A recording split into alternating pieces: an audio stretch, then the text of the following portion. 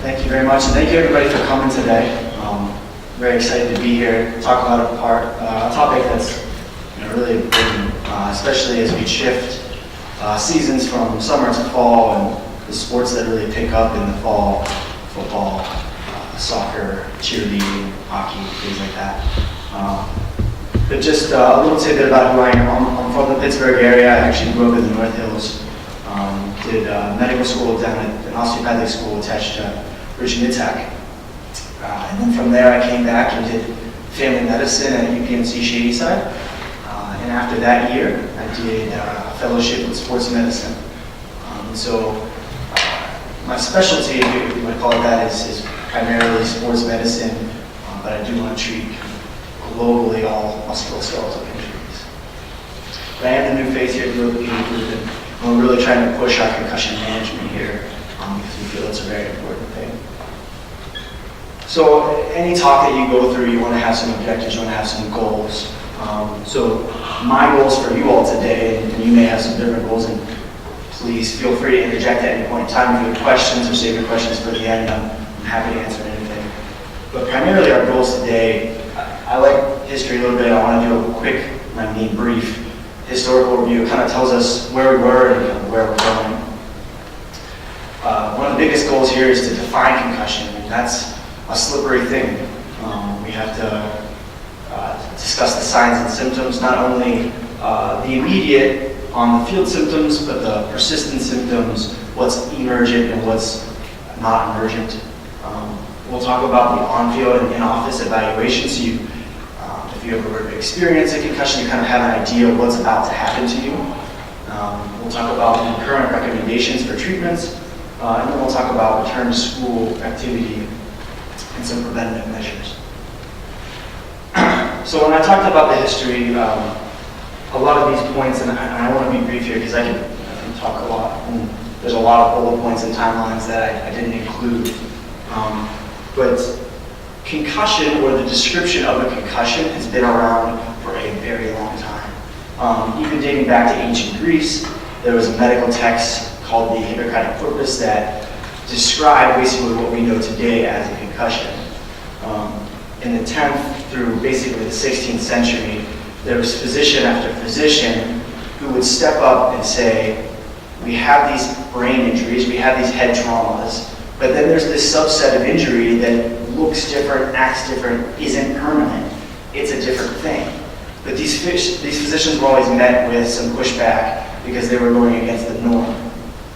In the 18th century, we actually had the microscope that was invented, and at that point in time, we started doing animal model studies where we were looking at changes in the brain, and we're noticing that there was this subset of brain injury that didn't have these permanent structural damage. In the 1920s, actually, we're going to fast forward a decent amount here, but in the 1920s, that actually marked the first time in the NFL that helmets were used. Granted, they were leather helmets, but that marked kind of an important period of time when we started really addressing these head injuries that were occurring, and you still see it today. Every year there's new type of helmets, there's new type of rules, and that goes not only for the NFL, but in all sports. In 2001, that actually marks the first point in time where globally experts on this topic met to discuss the topic. And so instead of people in Italy doing their own research and people in the United States, they actually meet and discuss these progress that we've made. And since that time, there's actually been 5 other meetings. And then in 2007, the NFL finally caught the drift and started having its annual meetings. So it wasn't until 2007 that really the NFL started taking this seriously. The conference that I was speaking of, that international conference, again, is a collection of experts, whether they be individual experts or groups. The last one that happened was in Berlin in 2016. And after these conferences, there's typically a paper that's generated that is designed for the physicians, and it's to help us have an algorithm or how to go about treatment of these problems and to update us on any changes and whether or not they agree with things. In this most recent paper, they actually structured their paper with the 11 R's. And I actually thought that was really unique and actually will kind of hold a good template for our discussion today. I think if I can get you to kind of understand some of what I see on a daily basis with concussion, you'll have a much better understanding of what this really is. So the first R is recognize, and you can't recognize something without defining it. And like I said before, this is really where it becomes slippery, and we're right at the beginning. But concussion is very difficult to define. It changes almost yearly. I have 3 particular bullet points here that will kind of use as my template in how I can define this topic to you. The first bullet point is concussion is a subset of mild traumatic brain injury. Traumatic brain injury is exactly what it sounds like. You sustain some type of trauma to your head and thus you have an injury. But there's very severe forms on this spectrum where people are left with permanent damage. Think of gunshot wounds or serious motor vehicle accidents where people are left with lifelong deficits. But then there's the opposite end of the spectrum where signs and symptoms are transient. They only happen for a little while and they reverse and you're back to normal. And concussion falls on this end of the spectrum of trauma to the brain.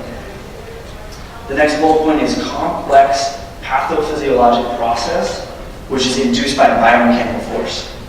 A lot of big words to basically say that the function of our brain is altered, not the structure, but the function of our brain is altered secondary to a force. Now, where the pathophysiologic process, this is where there's a lot of different theories as to what causes the function of our brain to be altered. Think of our nervous system as an electrical wire, and our brain sends signals through this electrical wire down to our body, and our body sends signals right back up to our brain. Now, the electrical wire is an axon, and the signals that get propagated down these axons are stimulated by neurotransmitters. You may have heard of dopamine, serotonin, and norepinephrine, and things like that. So basically, one theory is that the axons, the wiring, gets disrupted secondary to the trauma. The next theory is that there's an abnormal release of these neurotransmitters that control the signals. So if you can imagine there's a huge influx of some of these neurotransmitters, all of a sudden there's signals being fired everywhere and in no chaos and no structured order. And the last theory that's been handling some weight is that there's been metabolic change within the brain. The atmosphere in which our brain lives in is different than what it was before, and so it's not able to optimize its function. Which one of those theories is the leading theory? It's not very clear. It could be some, it could be none of any of these. But this is the tricky part where we're still working to figure this all out. The last bullet point to help us define concussion is the immediate and transient. Transient meaning that they're not there for long. Classical symptoms. And on this page here, again, continuing with our first R, recognize, I have all of the symptoms listed. And a lot of these, many of you may be able to already list off. People with concussion have headache. They have dizziness and foggy feelings, and they have trouble with their emotional state. And so these are obvious and somewhat, people are already aware of some of these things.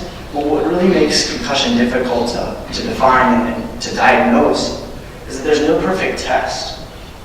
There's no blood test that I can draw from you that tells me you're concussed. There's no imaging study that I can perform that tells me this person is concussed. And complicating this thing further, you have to think of a multitude of factors. The first of which is concussion is actually an evolving injury. What you present with on that first moment of trauma may be completely different than what you look like in 48 hours. Over a 24 to 48 hour period, concussion evolves. You have an evolution of your symptoms and the injury. So it may be very subtle what you present with initially, and then 48 hours later it's completely different. Another factor that makes this difficult to diagnose is it's often in a chaotic environment. Typically, as the talk is designed for, in a sporting environment, you have the chaos of competition, the noise from the fans, the emotion of the parents and player, the pressure from the coach and the pressure of yourself to perform. These factors make it very difficult as people tend to hide their symptoms, as people try to force themselves back into field of play. And the last thing is, concussion's like a snowflake. It really is. All these symptoms I have listed here, they can present in any number of combination and any varying degree of severity. So not any concussion looks the same to an extent. Not everybody presents with complete loss of consciousness. Not everybody presents with a complete neurologic deficit. It's just not that easy. Part of the recognition process for myself when I'm on the field with our athletes is that on-field management. When we're making any on-the-fly assessment, it's nice to have an assessment tool. SCAT-5 and Child SCAT-5 are our clinical assessment tool, the sports concussion assessment tool that we use to help us kind of really detail if this person has a concussion or not. There's an initial stage that we use, and then a secondary stage. The first stage is this on-field management.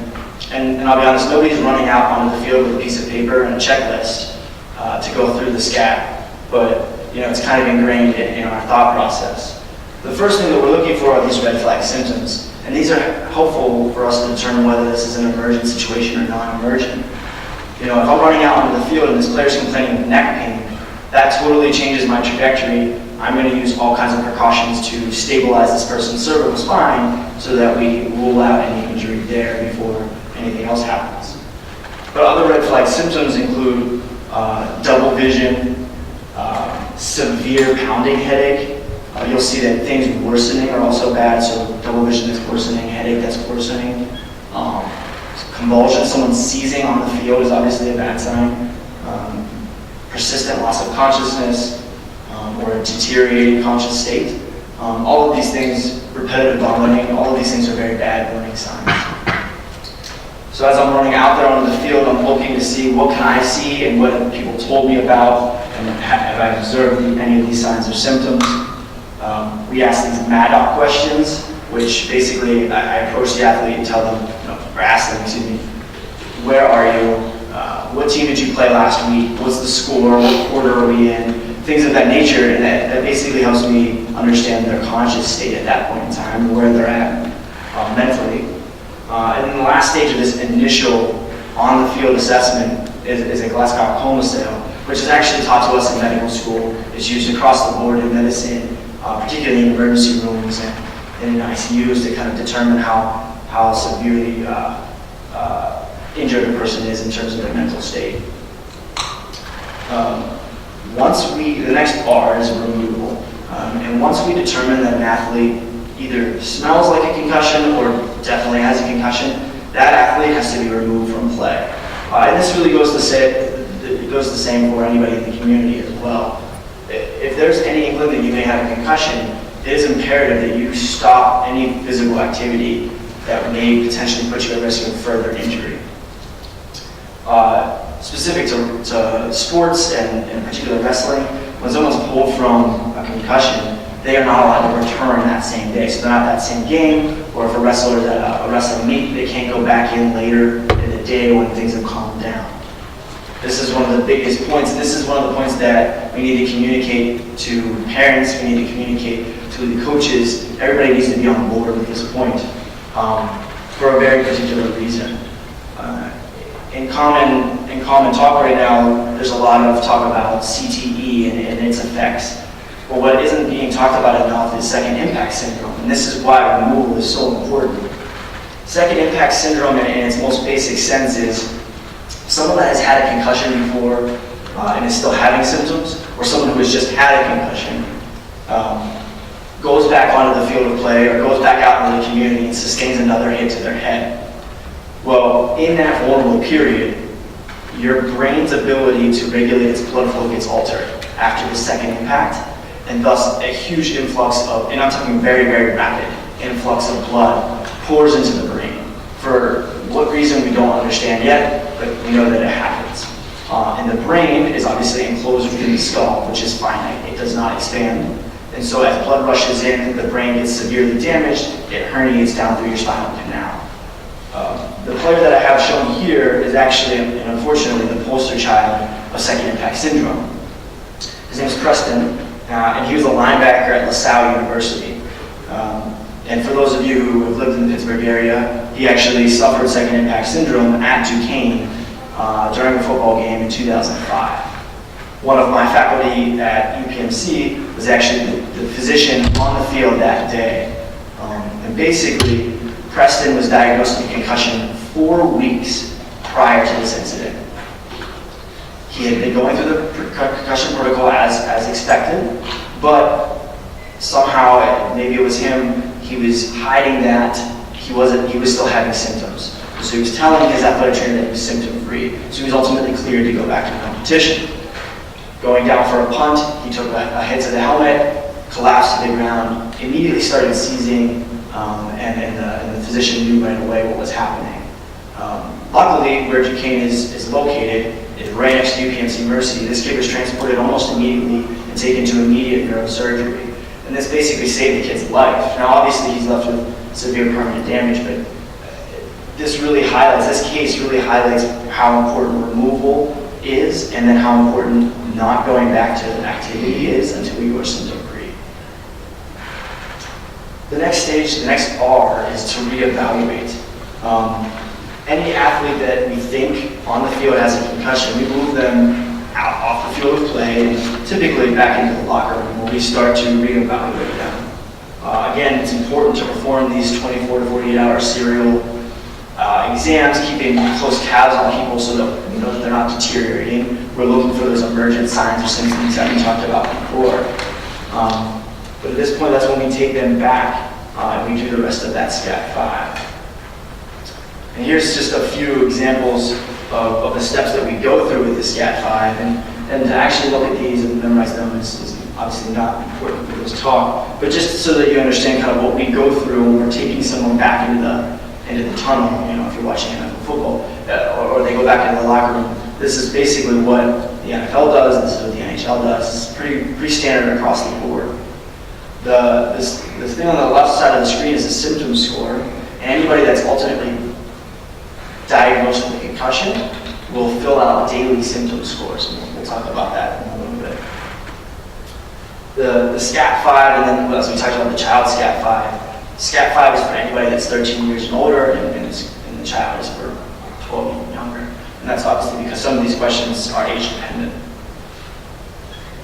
Part of the reevaluation process is the neuropsych testing. And this is brought in when we feel that the person did suffer a concussion. So at the Orthopedic Group, we will typically have a patient that presents with a complaint of a head injury or a possible concussion. After our physical exam and history, as well as a form of the SCAT-5, if we determine that person did sustain a concussion, we will get a post-injury impact test. Impact test is one of these neuropsych testing that's available across the country and across worldwide. Really, there's multiple other forms, but in Western Pennsylvania, this is what's most widely used. So you will obtain a post-injury test, which is basically that SCAT-5 on steroids. You're doing a computer-based test that is really taxing your function of your brain. It's taxing the memory, it's taxing your reaction time, things of that nature. And we can compare that to norms if you've never taken the test before, or if you've taken the test before and have a baseline, you can compare that to your results before. The next R is rest. And there's two forms of rest that I want you to be aware of and understand. The first form is within that first 48 hours.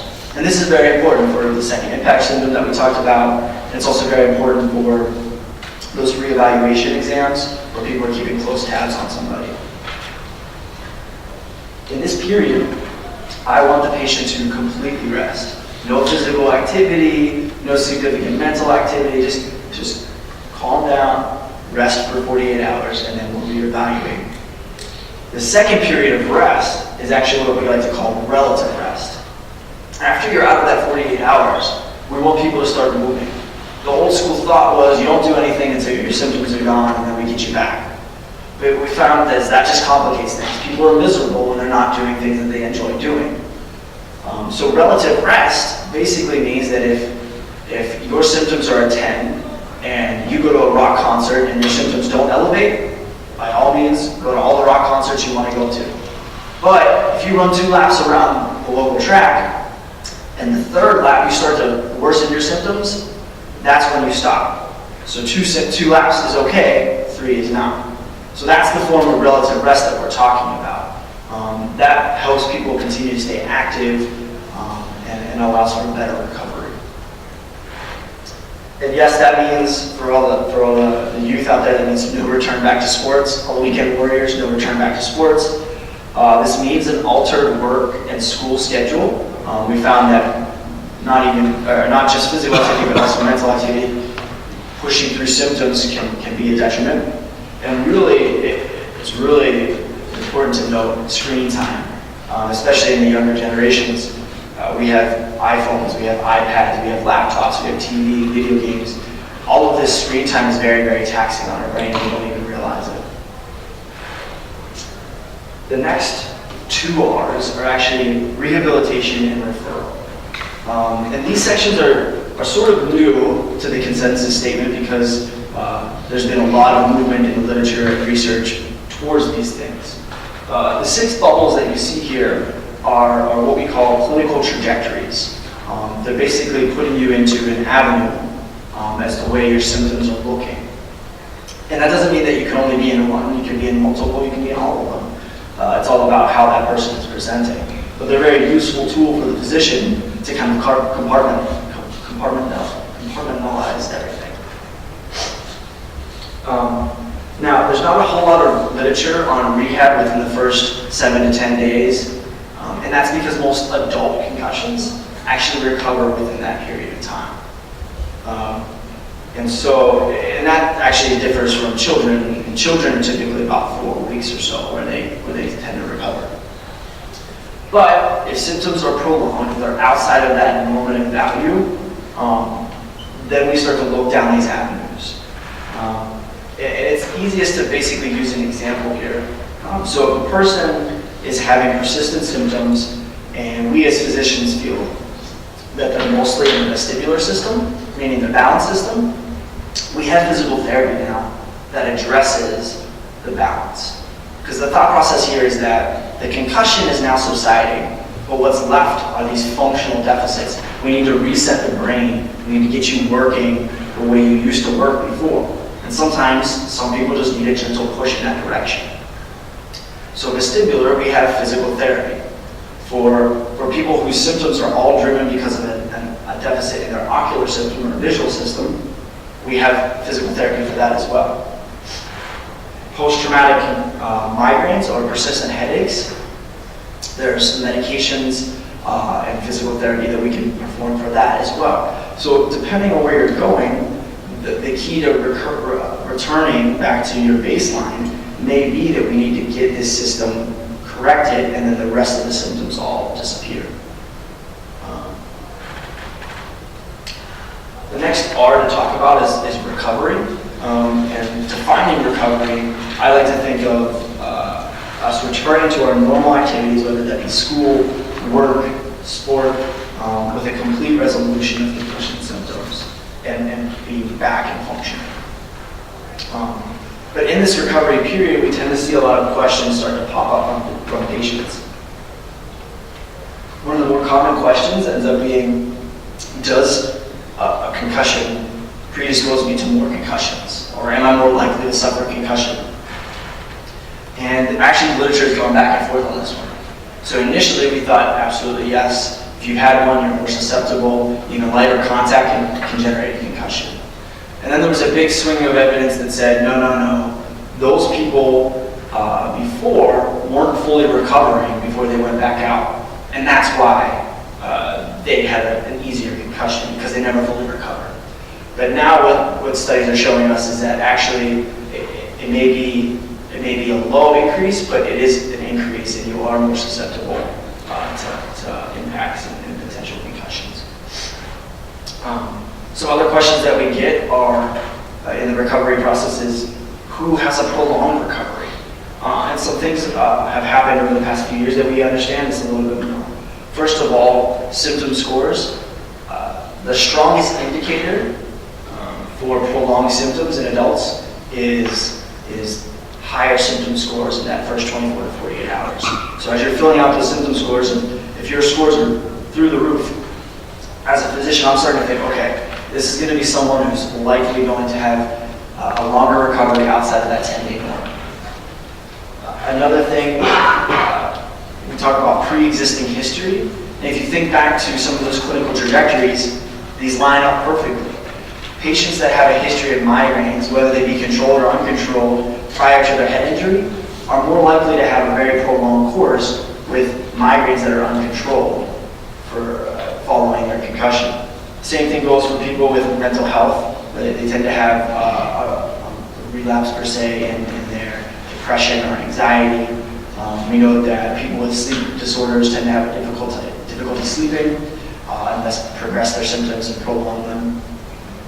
But the kids with ADHD typically tend to have a very tough time getting reacclimated back into school, and those kids will need even finer, detailed school instructions in terms of their return.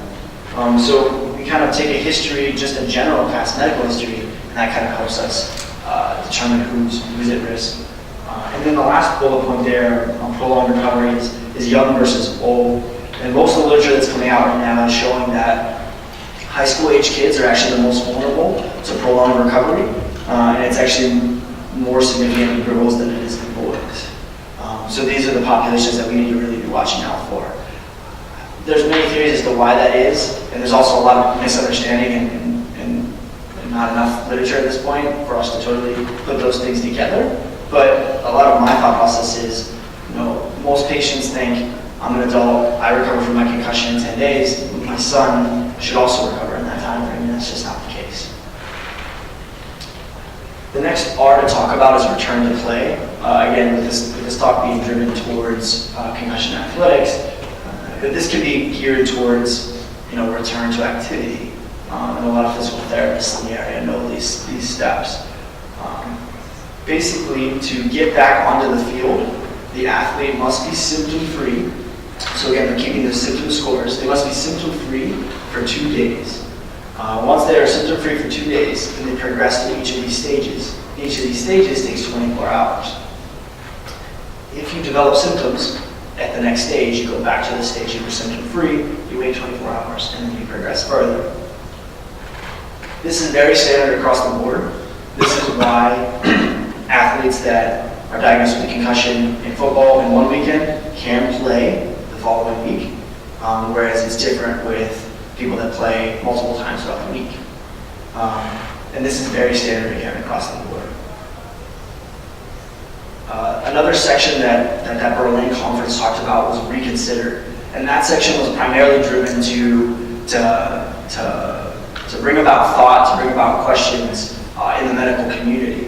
And some of the questions that were brought about were, are active adults different than elite sport adults? And the answer should be no, right? They're adults the same. And so if I have a concussion or Antonio Brown has a concussion, we should be treated exactly the same.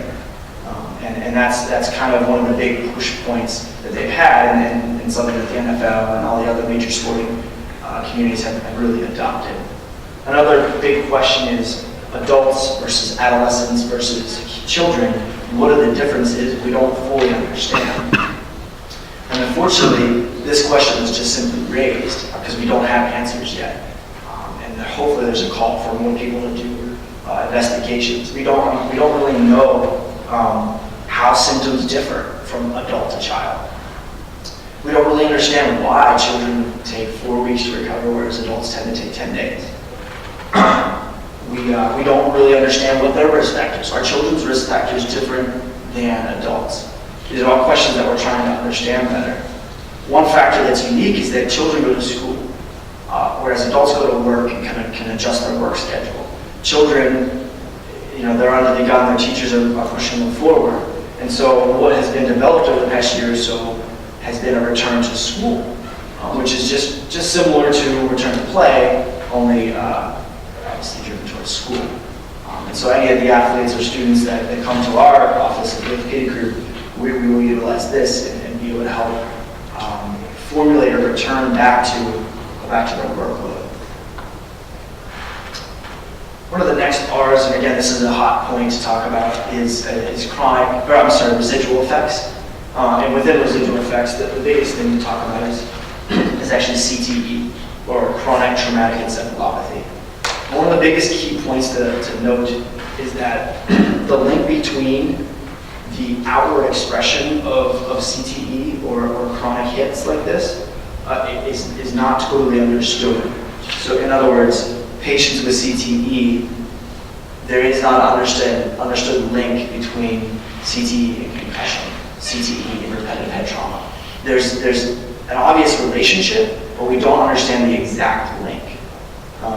Previously, CTE was actually known as dementia pugilistica, which was actually primarily found in boxers, and that makes a lot of sense, right? They had repetitive trauma to their head. But it's not all of that. So CTE obviously follows a typical classic syndrome where people start to develop emotional liability. They start to not trust people. They start to make poor decisions. It follows in a very classic sense. But what we do understand is that CTE is basically the buildup of protein in a specific spot in our body. Now, why that tau protein is placed into that area isn't totally understood. How many hits to the head to create that isn't really well understood. Is it just concussions? Is it just head trauma? We don't really know. What we do know are some examples. Mike Webster, obviously pretty well known here in Pittsburgh, was actually the first NFL player to be diagnosed with CTE. Obviously, this is a posthumanous diagnosis, something that's diagnosed on autopsy. Mike actually died of a heart attack, but it was very well documented both in his life and obviously the movie Concussion, that he had severe dementia, he had severe emotional problems prior to his death. The next player to his right, or to our, excuse me, is Chris Henry. And he's unique in the sense that most NFL players, from the time that Mike Webster was diagnosed to the time that Chris and to now, most players that were diagnosed were people that were retired or older, and something happened to them and the body was donated. Chris Henry was a wide receiver for the Cincinnati Bengals, and he lived a little bit of a troubled life and ultimately passed away because he fell out of a moving vehicle. But regardless, he was 26 when he passed away, and his body was donated to science, and he had evidence of CTE. So he was not only an active NFL player, which we didn't realize that active NFL players could have signs of CTE, but he was also very, very young, and we thought this was an older issue. So this just shows how much we don't really understand. And then above is just an example of a hockey player, Derek Rugard, who was one of the more recent NHL players. So it's not just football that are suffering these traumas. Derek Rugard was an enforcer, so he kind of fits the boxer mold, but in hockey, they take a lot of head hits as well. And he died in the past couple of years. I think this was an overdose, actually, but again, he was 28 when he passed away, and he had signs of CTE. Risk reduction is the next R to talk about. First off, it's very important to note that there's no way to absolutely remove the risk of a concussion unless you live in a bubble. But there have been some things that we've tried to utilize. Mouth guards, although very clear and strong evidence for their role in preventing dental injuries and oral injuries, there's not as good of evidence that concussions are prevented from mouth guards. There's some, but it's not strong. Helmets, obviously a big deal here. Obviously the NFL has helmets, NHL and baseball and so on. But where it's actually the strongest, it is in extreme sports. There's been a very direct correlation between concussion and helmet use. Concussion rates go down in extreme sports. We know that pretty much the same amount of concussions have been happening for the past couple of years, and there's not been much change in the NFL and hockey. Age restrictions, this is even stronger evidence. Some hockey players here I have pictured have a stop sign on their back. When I talk about age restrictions, it's been put into youth hockey to eliminate body checks, and they know now not to hit somebody from behind, and this has drastically reduced the rate of concussions. Is that the same for all sports? Unfortunately not. There's been some literature out there for youth football practices. Youth football actually has a high amount of head contacts within practice, but reducing the amount of practices hasn't really correlated with a reduction of concussion. And then there's been rule changes in all sports. We've talked about the NFL, we've talked about hockey, but there's actually a study out there that increasing the frequency of giving red cards in soccer for elbows when people are going up for head duels is actually sort of preventative concussion, which makes a lot of sense. Those athletes aren't as well protected. There's a little bit of a push for soccer to wear protective equipment, but that literature is pretty poor at this point as well. And then the last slide to talk about here before I take a lot of your questions is updates in the research. There's obviously a ton of research that's been put out there over the past couple of years, and this is kind of to give you an idea of where we're going. For example, at Virginia Tech, where I went to school, there's actually a Virginia Tech helmet lab, and there are some pictures from their lab where they've taken it upon themselves to begin to collect data on the traumas that happen to the helmets. They have data points from not only in the lab, but also out on the practice field. And they've actually developed a safety rating scale that the general public can actually access. So if you literally go onto the internet and type in Virginia Tech helmet lab, you'll be able to peruse their website and see that they give 5-star ratings to certain helmets and then 2-star ratings to other helmets. And so there's a push in that realm to find what is the best way to optimize our risk reduction. I started talking about youth. At Wake Forest, as well as UT Southwest, there's been a lot of literature that has shown data on children. And one part that I find particularly worrisome is that they did a joint study that MRI'd children's brains. This is youth football. They MRI'd kids' brains before the season of play, and then they took all the kids that they MRI'd, any of them that didn't have concussion, they brought back, so no concussion, they brought back, did an MRI, and they showed some functional changes, which I find pretty worrisome, and we need more answers as to why. And then there's also a little phlebotomy tube there. There's a lot of push to help us diagnose this better, so that we know exactly when someone is concussed and exactly when someone is no longer concussed. So they're trying to find biomarkers from blood tests, and that is yet to come to fruition, but hopefully it's